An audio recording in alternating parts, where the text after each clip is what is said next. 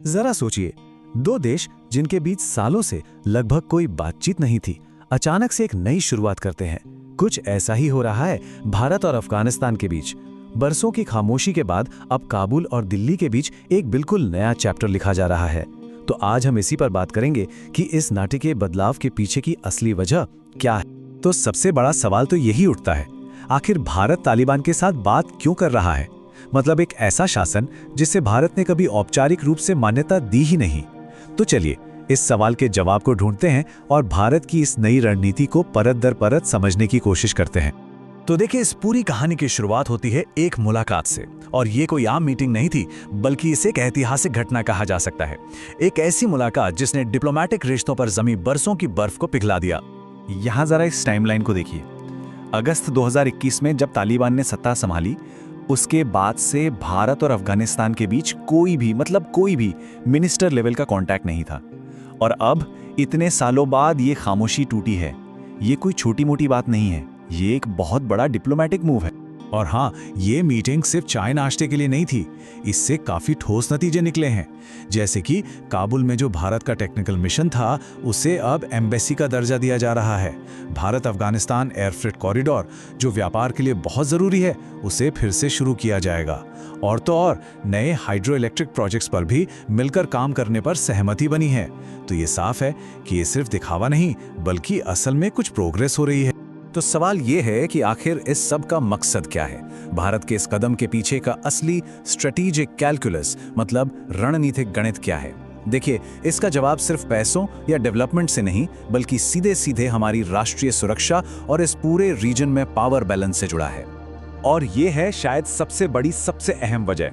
काबुल ने भारत को ये भरोसा दिलाया है कि अफगानिस्तान की जमीन का इस्तेमाल भारत के खिलाफ किसी भी तरह की आतंकी गतिविधियों के लिए नहीं होने दिया जाएगा। और भारत के लिए ये आश्वासन, ये गारंटी सबसे ऊपर है। और ये खतरा कोई हवा में नहीं है, ये बिल्कुल असली है। अल-कायदा, ISKP, लश्कर-ए-तैयबा, जैश-ए-मोहम्मद, ये सब आतंकी संगठन वहां मौजूद हैं। भारत इन खतरों से आंखें नहीं मूंद सकता, और इनसे निपटने के लिए तालिबान से सीधे बात करना ही सबसे प्रैक्टिकल रास्ता नजर आता है। अब जरा इस जियोपॉलिटिकल शतरंज की बिसात को समझते हैं। ये बहुत ही दिलचस्प है। भारत यहाँ एक तरह से एक तीर से दो निशाने लगा रहा है। एक तरफ वो पाकिस्तान और अफगानिस्तान के बीच जो तनावपूर्ण रिश्ते हैं, उसका फायदा उठाकर पाकिस्तान के प्रभाव को कम कर रहा है, और दूसरी तरफ वो चीन को भी अफगानिस्तान में खुली छूट देने के मूड में बिल्कुल नहीं है।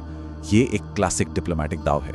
अच्छा, सुरक्षा चिंताओं के अलावा एक और बहुत बड़ी वजह है जो भारत को काबुल के साथ बातचीत करने पर मजबूर कर रही है, और वो है पैसा। मतलब वो अरबों डॉलर जो भारत ने पिछले 2 दशकों में अफगानिस्तान में इन्वेस्ट किए हैं। 3 अरब डॉलर। जी हाँ, ये कोई छोटी रकम नहीं है। भारत ने अफगानिस्तान में इतना बड़ा इन्वेस्टमेंट किया है, और जाहिर है इस रकम और इसके पीछे लगी मेहनत को ऐसे ही नहीं छोड़ा जा सकता। और ये जो 3 अरब डॉलर की बात है ना, ये सिर्फ एक आंकड़ा नहीं है। जमीन पर इसका मतलब है 500 से ज्यादा प्रोजेक्ट्स। सलमा डैम से लेकर पावर इंफ्रास्ट्रक्चर तक, सड़कों से लेकर स्कूलों और अस्पतालों तक, ये भारत की डेवलपमेंटल पार्टनरशिप की एक पूरी विरासत है, और इस विरासत को प्रोटेक्ट करना भी जरूरी है। लेकिन ये सब कुछ इतना सीधा और आसान भी नहीं है। भारत यहाँ एक बहुत ही मुश्किल डिप्लोमेटिक रस्सी पर चल रहा है।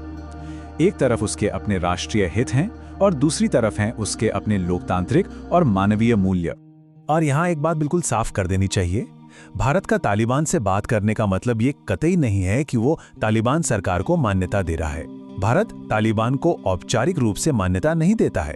ये सिर्फ एक प्रैक्टिकल, कह सकते हैं कि एक वर्किंग रिलेशनशिप है। और यहीं पर आकर असली मुश्किल खड़ी होती है।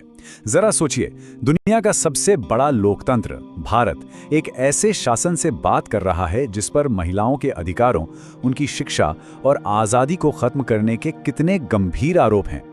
ये एक बहुत बड़ा नैतिक और वैचारिक टकराव है जिससे भारत को डील करना पड़ रहा है।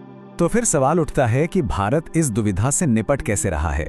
इसका जवाब एक खास शब्द में है जो आजकल भारत की फॉरेन पॉलिसी का एक तरह से मूल मंत्र बनता जा रहा है। और वो शब्द है स्ट्रेटेजिक प्रैग्मेटिज्म, यानी रणनीतिक व्यवहारिकता। इसका सीधा सा मतलब है कि आप किसी देश की सरकार से अपने राष्ट्रीय और रणनीतिक हितों के आधार पर डील करते हैं, ना कि इस आधार पर कि आपके और उनके विचार मिलते हैं या नहीं। तो असल बात यह है कि ये एक जरूरत पर आधारित पॉलिसी है, पसंद पर नहीं। तो अगर हम इसे संक्षेप में देखें तो भारत की रणनीति 3 मेन पिलर्स पर खड़ी है। पहला, बातचीत का रास्ता खुला रखो, आइसोलेट मत करो। दूसरा, सिक्योरिटी फर्स्ट, मतलब सुरक्षा सबसे पहले।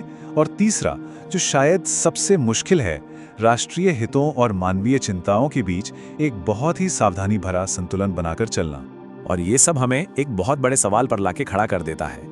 क्या आज की इस कॉम्प्लेक्स दुनिया में प्रैक्टिकल होना और अपने सिद्धांतों पर चलना, ये दोनों चीजें एक साथ हो सकती हैं? भारत की ये जो नई अफगानिस्तान पॉलिसी है, वो शायद इसी सवाल का एक लाइव टेस्ट केस है। और इसका नतीजा क्या होगा, ये तो खैर आने वाला वक्त ही बताएगा।